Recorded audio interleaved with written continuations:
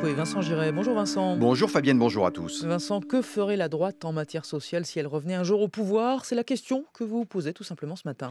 Oui Fabienne, parce que le psychodrame de la loi El Khomri est bien évidemment dans toutes les têtes à droite et il a inspiré presque tous les candidats déclarés à la primaire. Premier point, fondamentalement, il n'y a pas de divergence de diagnostic radical avec le gouvernement de Manuel Valls. Certains des candidats de la droite avaient même déclaré qu'ils étaient prêts à voter la loi El Khomri, pas dans ce qu'elle est devenue aujourd'hui bien sûr, mais dans sa version initiale, plus ambitieuse et surtout plus radicale. Pour débloquer l'emploi, tous les candidats déclarés à droite considèrent aussi qu'il faut simplifier le code du travail, notamment en ce qui concerne des dispositions de licenciement et donner plus de marge de manœuvre aux entreprises pour décider de leur organisation du travail. Alors si le diagnostic initial est partagé, en revanche, la méthode et surtout l'ampleur des réformes proposées divergent vraiment. Alors la méthode d'abord. Eh bien, culturellement, idéologiquement, politiquement, bien sûr, ce genre de mesure de déblocage du travail, forcément plus libéral, pose moins de problèmes, a priori, à la droite, c'est évident. Mais pour ne pas risquer de ne pas disposer de majorité le jour J, et plus encore d'être confronté à un mouvement social de grande ampleur, comme Alain Juppé en avait connu en 1995,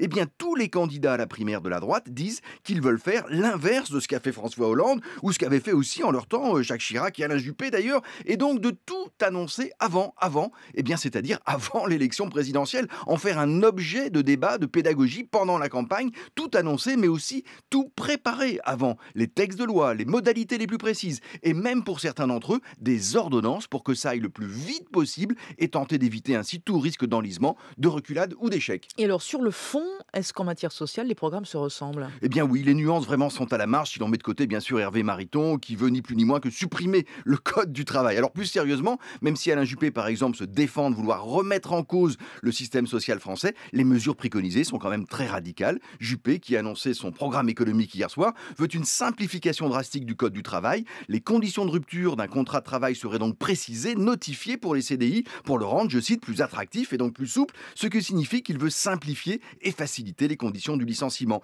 Quant au temps de travail, Juppé est à la fois moins radical que ses challengers, qui eux préconisent de supprimer toute mention de durée légale. Juppé veut, lui, revenir aux 39 heures et laisser les entreprises s'organiser comme elles l'entendent. Enfin, Alain Juppé veut supprimer le compte de pénibilité que la gauche a mis en œuvre avec le soutien de la CFDT. Donc il ne s'agit pas simplement d'amplifier ce qui a été porté initialement par la loi El Khomri, mais de réécrire de larges pans du code du travail et aussi de détricoter certaines mesures, parfois très symboliques, que la gauche a portées et instaurées. Voilà pourquoi la bataille politique ouverte par la loi El Khomri va donc se poursuivre tout au long de l'année qui vient. Vincent Giret du journal Le Monde sur France Info.